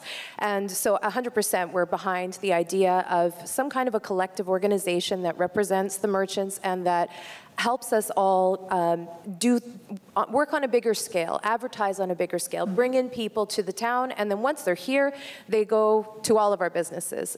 Totally behind that idea. And I was really pleased to hear Chris say that, part of the first step is identifying what is the vision that the merchants have for the SDC, and that defines the scope of activities, that defines the budget, all of that. That makes perfect sense to me. The concern I have is that what I'm hearing from the town is that with an SDC, the town will no longer have to put the same amount of money into events. The town won't have to put the same amount of effort into communication with the merchants. And this may not be what you're intending, but this is what I'm hearing, and this is something that creates a bit of fear for me, because when we're talking about a town on the scale of Hudson, and when we're talking about the amount of money that merchants can comfortably contribute towards it, I know for us, I want my money to go towards collective marketing. I want it to go towards, collective action. I actually don't want my money to go to somebody whose job it is to make the communication with the town easier, because the town hasn't done the job of putting the information out there in the way that people understand. It shouldn't be that hard for merchants to understand how to get a sign approved. It shouldn't be that hard to understand, how to apply for whatever variance you need, all of those things. And personally, I don't think it should be the SDC's job. Like, we should not have to hire a person at, $50,000, $60,000, $70,000 a year so that we can just do business. Like, that money needs to be working harder for us. So I'm saying all this with the preamble, and some of this might be, correct, some of it might not be, but I wanted to ask you about how you envision that, and in terms of the town's expectations, if we as a collective, let's say we form an SDC, let's say we go, you know what, $200, that's what we're willing to do right now. We want the town to match $200. We're going to work within the same budget envelope, and we are not going to hire a full-time person. That we are not going to have the role of interpreting your bylaws. We are not going to have the role of being Hudson's main event planner. What we want to put that money towards is something different. We want signage all over town. That's what we want to do with our money, let's say. Right. So then where does that leave the town? Are you still contributing, what you have been before to events? So, yeah, or are of you course. hoping we'll take that on? Yeah, no, of course.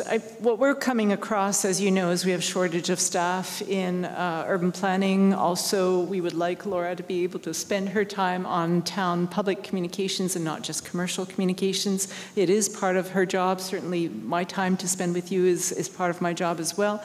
I can tell you that going door to door and updating constantly, the emails, and even when we were talking about the square footage, if that is, what we would be using as a measure of how much.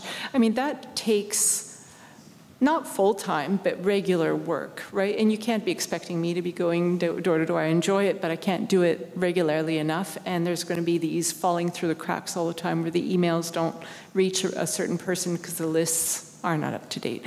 So I think the merchants will be best served if they have a person that they control who is putting in place their requests, their needs, their orientations, their priorities. The town is to serve the full gamut, so the residential, the commercial, and anything else that's going on, right? And I think we're more generalists. If you want more specific help, then that should really come from the SDC. So we'll continue to do the best that we can, sort of hop along as we do, with frustrations where people go, oh, I needed a permit for this, but I need to open my ice cream store tomorrow. I have all the equipment ready and the season starts. Well, had there been an SDC person to say, anybody, it's January, if you have any ambitions or any thoughts, please come to us. There's forms to be filled. We'll give you an information. We'll call the personnel from the town to come and give us a training. We'll try and negotiate with the town a special, drop-off time where we'll be prioritized. But you have someone who's always basically the gatekeeper and making sure that the SDC files are always at the top of the town. We can't have a dedicated person just to the SDC because we're a small entity and we have a lot to cover as well. So I understand that, but it sounds to me like if you're saying that the job of the SDC coordinator would be to say to everybody, you know, hey, you come to me and I'm going to go and do the work to interface with the town because the town's really hard to deal with and it's really not clear about where things are and what's going on. I mean, I would rather see in that case, you know, the money that you're spending on a consultant to set up the SDC, maybe put that money into creating a better information portal for businesses so that it is clear, like streamline your system No, I know so that what we you're don't saying, need to but have still somebody back. Understanding the needs, I'll give it to you in a minute, but understanding the needs of the SDC and the merchants is a specialty, right? You're right, we need to improve our communications and everything else that is happening in terms of information, clarifying that connection. But someone who can walk you through, and I know they do this, and that is really the choice of Hudson's SDC. If that's what they feel is lacking right now, then that's what they'll ask their SDC person to do. Did you want to add something? And to be clear, I'm not saying that what you're bringing to the table is not valuable. I actually absolutely am. All I'm saying is that the SDC, the mandate of the SDC, the scope of the SDC really should be something that comes a part of the visioning exercise of the merchants. And in my opinion, it's not our job to do your job. Agreed. Mon micro. Le son. Allô? Non, en fait, je voulais juste comme donner un autre exemple. C'est pas simplement pour la ville. Parce qu'à partir du moment donné où vous êtes une SDC, vous allez faire partie d'un groupe qui est les SDC du Québec. Okay? Puis là, vous avez un poids plus important. Si je prends par exemple la COVID, on a été consulté beaucoup par le provincial et le fédéral pour faire, OK, on en est où au niveau des commerçants, du commerce de détail et compagnie, qu'est-ce qu'on fait? Fait que, par exemple, le prêt du fédéral qui a été repoussé d'1 an, c'est parce qu'on a fait des démarches en groupe pour ça. Fait que c'est pas simplement d'avoir un lien avec le municipal, c'est aussi d'être représenté à la grandeur de la province et ensuite à la grandeur du Canada, parce qu'il y a un regroupement des SDC de Toronto, Vancouver, toutes les grandes villes ont ce qu'on appelle des BIA. Okay? Donc, vous rentrez dans une autre sphère. Fait que votre problème à vous peut être entendu à d'autres niveaux. Et c'est pour ça que je disais différents paliers, parce que c'est vraiment différents paliers. Fait que je comprends l'idée de dire on n'a pas à payer pour faire votre job. Ça, je la comprends très bien. Puis c'est là aussi où on va regarder, elle est où? Il y a une différence entre... Moi, pour l'avoir fait en tant que directrice générale, ben c'est sûr que je suis capable de conseiller quelqu'un. Est-ce que je connais la réglementation sur le bout des doigts? Non, mais je suis capable de dire « c'est peut-être pas ta meilleure idée. » Je pense que tu pourrais aller plus vers ça. Ou la réglementation sur l'affichage, ben oui, je la connais. C'est sûr. Pourquoi? Parce que je me suis rendu compte qu'il y avait des problèmes sur Saint-Denis, par exemple, pour l'affichage. Donc, j'ai fait des démarches auprès de l'arrondissement pour dire, on a des enjeux. Tu veux pas de pergola. Par exemple, l'arrondissement voulait plus de pergola. Mais j'ai des pergolas qui sont là depuis 20 ans. Fait, OK, mais qu'est-ce qu'on fait avec ça si on n'en veut plus? Est-ce que c'est un droit acquis? Elle est où le... Fait, c'est pas forcément faire la job de l'arrondissement. C'est plus comme écouter les commerçants, regarder au niveau de la réglementation et ensuite aller parler à l'arrondissement ou à la ville pour dire, voici, entre guillemets, ma checklist, puis dans ma checklist, je me rends compte qu'on a des problèmes sur tel sujet. Est-ce qu'il y a une réglementation qui pourrait s'adoucir là-dessus ou tout ça? Just to respond to that, I hear what you're saying. I think that is totally true. You know, in terms of the ability of an organization like an SDC to be able to provide clarity and to advocate at various levels of government and to be able to network with other places, totally understand all of that.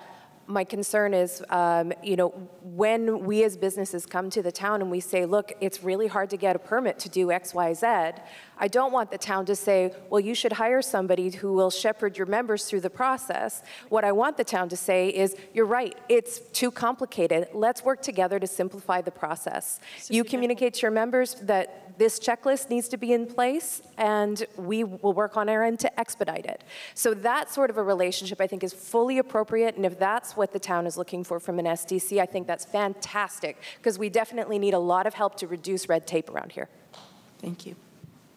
And I think at the end of the day, it's the members of the SDC that are going to decide what are the priorities. So if shepherding a new business through the bylaws or applying for a sign or going through TPAC is not a priority for the majority of members, then that'll go to the bottom of the list. But you guys will decide what goes to the top of the list. It's the merchants together that decide what's the priority, and you do that by voting.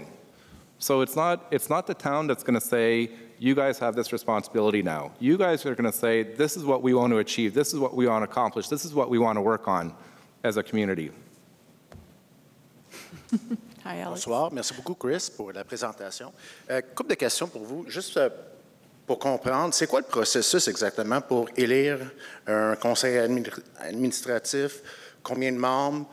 Comment on choisit les membres? Parce qu'on a toutes des valeurs différentes dans une communauté, un restaurant, un centre d'écart, un bureau, on n'a pas toutes les mêmes demandes. Et aussi, dans votre opinion, la deuxième question, dans les autres SDC, quand vous mettez 12 personnes dans une chambre, c'est quoi la synergie dans la pièce?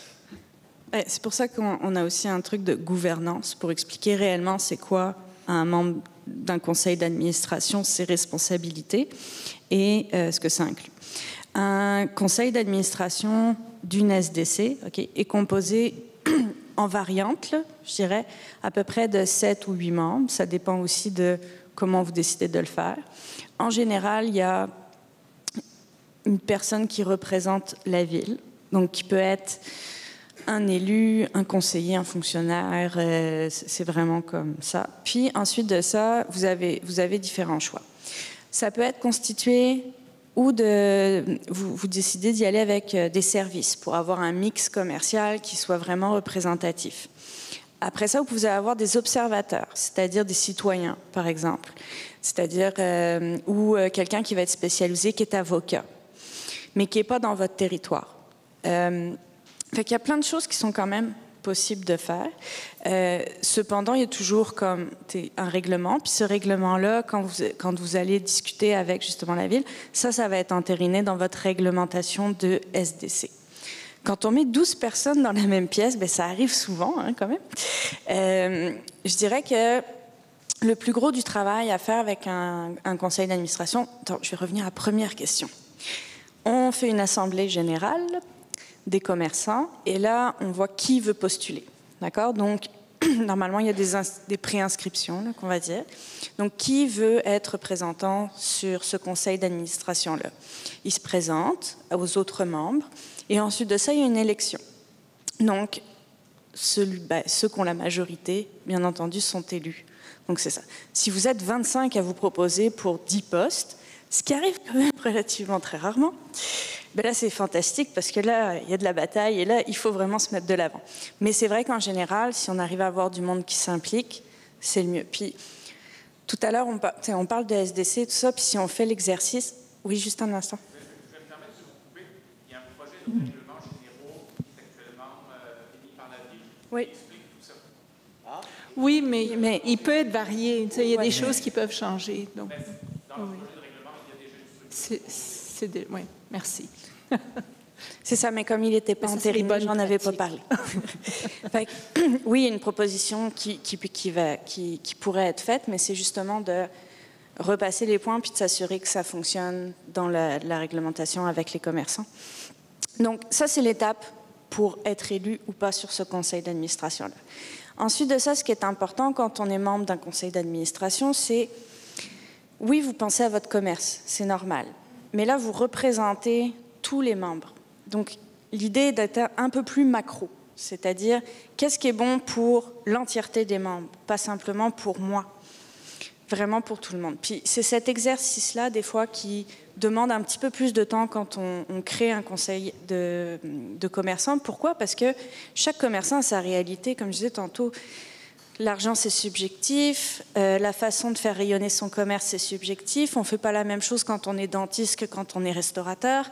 Donc, c'est tout ça aussi qu'il faut amener et d'essayer de trouver des objectifs qui sont donc majoritairement viables pour l'ensemble des membres de l'artère.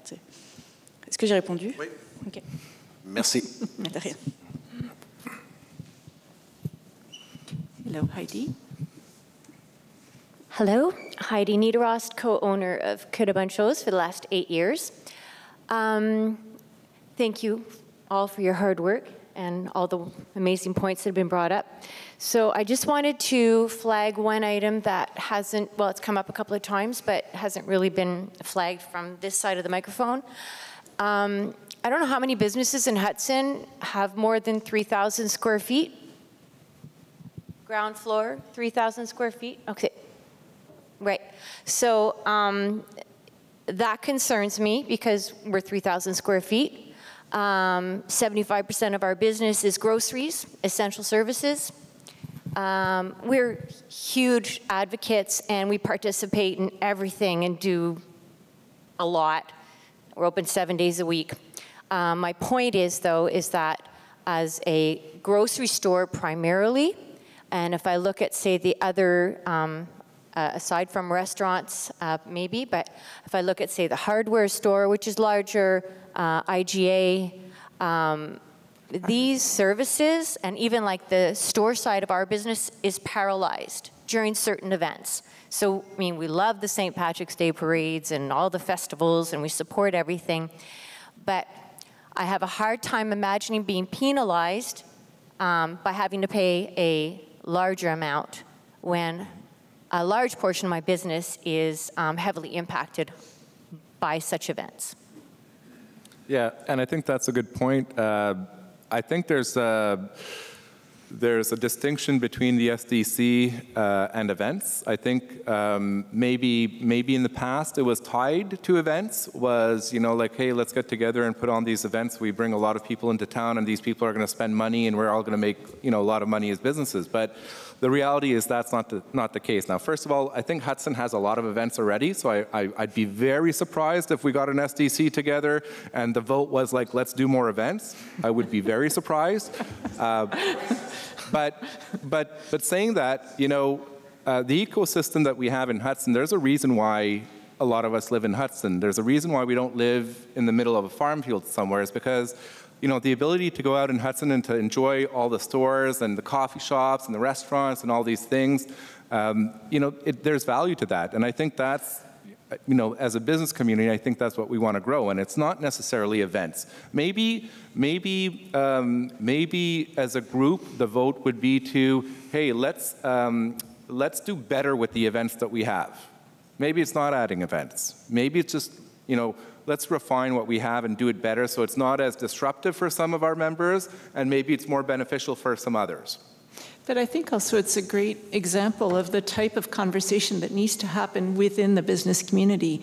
We're aware of it, but we also get a lot of pressure for more events, and a lot of people who say, here we are, we're volunteers, we have these great ambitions and visions, but we know it creates a downfall on others. So if you're all around the same table and speaking and negotiating with each other rather than us trying to do our best for you, I think that's the ideal. So another part of that comment was, so if we are paying a fee based on square footage, who's to say that my or our 3,000 square foot business generates more profit and sales than, say, a smaller business who might be 500 square foot with like huge profit margins? So why should I, in a small margin, you know, retail essential service have to pay? It's a good point, Heidi, but that's the whole point of the SDC would get together and determine what is the best way for Hudson to spread or split that budget in a fair and equitable way. What we've seen is other places such as Three Rivers, because they have a certain diversity, that seems to work. But they've also then regrouped certain slices of commerces, so the gap, say, between a 3,000 and the next one down might not be so strong. You know, they found a way to sort of, this one can take it, this one won't. And then they've regrouped them and found a way to make it acceptable. But that would be work that would have to be done, and I would recommend doing it with the assistance. C'est ça, c'est qu'en fait, vous avez quand on décide de faire les cotisations, c'est qu'on peut mettre un plafond. On peut mettre un minimum, donc le minimum d'une cotisation serait de temps. malgré le nombre de pieds carrés, et un plafond. Donc, par exemple, la personne de l'IGA, c'est sûr qu'on met un plafond parce qu'à un moment donné, si vous avez un local de genre 4 étages, là, ça se peut pas, c'est pas équitable pour tout le monde. Fait que oui, c'est sûr que la personne elle paye un petit peu plus, mais il y a quand même un plafond qui est décidé par les membres. There's 10 minutes left to 9. Are there other people who want to stand and speak? Nonprofit organizations, do you have any questions, comments? So what we have noticed in, I'm going to use 3 rivers again, nonprofit organizations have a standard cap which is very low. So it just means that you're sort of part of the discussion. You have a seat at the table if you'd like to be part of the board of directors, but your joining fee is small, but at least you can participate in whether it's events or what is the synergy between all of these different, more, say, day-to-day active commerces with a door on the main artery, but you want to be there for the key events a year, or you want to see how the synergies between restaurants and your events would happen once in a while. So it's just to make sure that you're there as a whole. And again, I think the value of Hudson is that cultural aspect, the commercial and cultural synergy that is created. Jim? Yeah, I wasn't going to talk, but I hate empty space time-wise.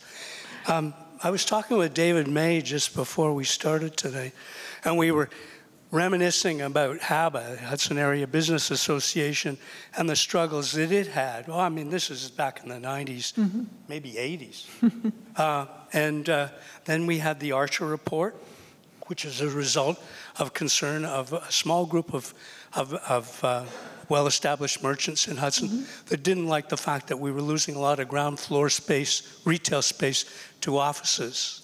And that was what triggered the interest in the Archer Report. And it's unfortunate. The Archer Report sits on a shelf somewhere at Town Hall, gathering dust or propping open a door. Nobody's read it. I'm sorry you haven't, but I don't blame you, because, you know, I've had to force myself to read it 2 or 3 times, and it's hard going. But you have to understand the longitudinal history of all of this. There's Hudson Area Business Association. Then we had the first SDC, and Louise, well, she was in it, and I had a front row seat on all of that. And I see the same sort of struggle and the same sort of debate going on. And I'm thinking, why is it that we're, 23 municipalities in the MRC? There are no other SDCs in the MRC. We would be the only one. Why is that? And I ask myself that because I think it's because there have been other organizations that have taken on, like, for instance, the CCIVS, the Chambre de Commerce et d'Industrie de Vaudreuil-Soulanges, pretty much took over the space that all of the different organizations, Ile Perrot had its own business association, other parts of the territory had their business associations, and they joined in one big one. And it gets things done. It has DAV, it works with DAV pretty close, right? C'est pas loin. La Chambre de commerce et d'EV, ils ont une relation. Mais est-ce que c'est comparable au service d'une SDC? And I asked, maybe we could be doing better with s'entraider avec nos voisins. Because look, we can't afford it. The Archer Report made it very clear. We can't afford to do this by ourselves. There's not enough money. And the idea of double taxing one sector of the town that is particularly vulnerable to the market seems to me foolhardy. And I will not call it a tax grab, because I know you have the best of intentions, but I see it as yet another onslaught on a sector of the town that's had to go through too much already. So anyway, those are my thoughts on this. Thank you, Jim. Well, I think just in response to that, I think the report isn't just sitting, keeping a door open, because at some point it has changed Hudson. Maybe it's not because of that report, but it probably had a role to play. The Hudson we see today is very different from what it was 10 years ago, where you drive down Cameron or Main Road and every second commercial building was for rent or for sale. Carambola back in the day was one of those restaurants that brought in people from Ottawa to Hudson. People would drive from Ottawa to Hudson to eat dinner. And I think Hudson is transformed. You know, if you look at it from that perspective, you could say to restaurateurs, why are you opening a restaurant? It's the #1 business that has the highest failure ratio. What are you thinking? But yet look at this room, and we have so much successful restaurateurs that are earning a living and making a profit and building something that is successful. So just because nobody else in the MRC, just because it doesn't mean that Hudson can't be successful at something. Annick? Yes. Thank you. Annick Joannis, du Verger de Hudson. Just a quick question. I've addressed to you my concern for the proposed bylaw that takes into consideration people outside the district, meaning my business and the Willow. And I've addressed to you the question of the naming of that member, which was proposed as the guest member. And you have submitted maybe a voluntary member would be a more appropriate word for people that do want to participate in the SDC. Now, my second concern is the question of being voted in. So if you're outside the district, the proposed bylaw says that we have to be voted in. So I'm wondering what the criteria for that is, or if there is any other formula that can be used. Est-ce que tu peux en parler? Je pense que j'ai tout compris, mais si j'ai pas compris, vous me le direz. Elle parle très bien français aussi. En gros, la question, c'était si vous êtes volontaire, mais que vous n'êtes pas du... C'est que la proposition est que ceux qui sont à l'extérieur du district, eux doivent être votés. Doivent être soumis à un vote par le SDC pour faire partie Quels sont les critères? Mais c'est des critères qu'on détermine aussi. Ça dépend du règlement qu'on met à la base. Oui. D'accord? Par exemple, je sais que pour certaines SDC, par exemple, il pourrait y avoir une question de non-concurrence. Imaginons qu'on a, je sais pas moi, 25 boulangeries, puis que là, il y a 3 autres boulangeries qui voudraient venir. C'est sûr que là, on se pose un petit peu la question de est-ce que ça nuit à ma SDC? Dans votre cas, vous êtes quand même, je veux dire, vous n'êtes pas, comme je disais, 2500. Là. Fait que je pense que les commerces qui sont à l'extérieur ne nuisent pas.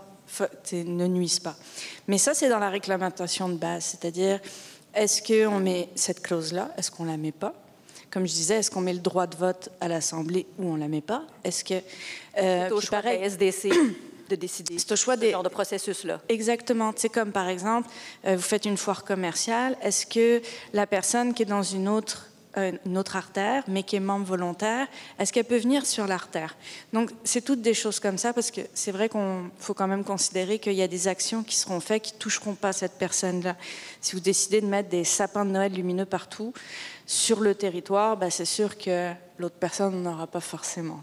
C'est un peu là où c'est vraiment à réfléchir. Puis, je pense que là, on a beaucoup parlé de SDC, mais je pense que dans l'ensemble, c'est de se demander, est-ce que... Je pense que l'exercice, il est bon, même si vous décidez de, au final, devenir une association volontaire forte. L'enjeu, c'est de dire, est-ce qu'on a envie d'être tous ensemble ou est-ce qu'on s'en fout? Parce que le succès d'une SDC ou d'une association de commerçants, quelle qu'elle soit, c'est par la mobilisation de ses membres. S'il n'y a pas de mobilisation des membres, vous pourrez avoir n'importe quelle organisation, ça ne fonctionnera pas. L'idée, c'est plus de se dire, est-ce qu'on a envie de faire l'exercice? Je pense que c'est plus ça la question aujourd'hui, c'est de se dire, on n'a pas à prendre une décision aujourd'hui si vous devenez une SDC ou vous n'en devenez pas une, ou si vous avez un processus de SDC qui est là, qui présentement est pas vraiment viable. Est-ce qu'il y a quelque chose à faire avec ça? Il n'y a rien à faire avec ça. Sinon, c'est quoi l'alternative? Je pense que l'exercice que la municipalité vous propose, c'est celui-là. Puis c'est pas de prendre une décision aujourd'hui, mais les membres volontaires, moi j'en ai eu plein, puis je trouvais ça cool. Merci. If there are no other questions, I'll let Chris complete. Yes, please. It's a mechanical question. You mentioned that one of the next steps would be for the SDC to hold a special general assembly, and at that meeting, then there would be an interim board or something like that would be voted in. who calls that? Like, who is moving this along? You know, when does this happen? What's the order of events? Can you kind of walk through that? Well, this is the whole question, right? So there are board of directors that are registered presently on the paperwork, if you want, at the governmental level. It would be up to majority of those people to call the special assembly and to replace the board. But maybe we're not at that point. This is why we're sort of saying there is the other approach, which is we can go about it really slow and redefine, assess whether there is an interest or not. We're just trying to gauge, right? Like, we're ready to stop, hold, or move forward. We need a sign, right?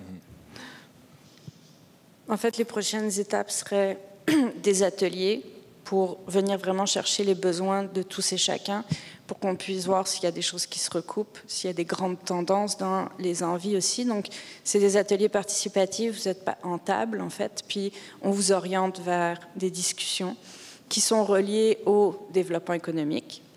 Fait que ça, c'est la première étape. Ensuite de ça, c'est effectivement de faire une assemblée pour présenter l'analyse de ça.